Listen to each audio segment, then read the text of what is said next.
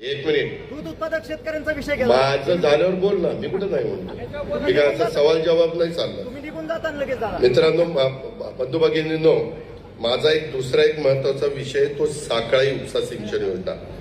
सदर योजना ह्या 7 लोकांना सांगतो की आम्ही सगळेजण, तुम्ही सगळे एकोप्याने राहा. तुमच्या एकोप्याला कुठेही दृष्ट लागू देऊ नका, हलक्या कानाचं राहू नका. योग्य मान सन्मान हा सर्वांचा त्या ठिकाणी ठेवला जाईल.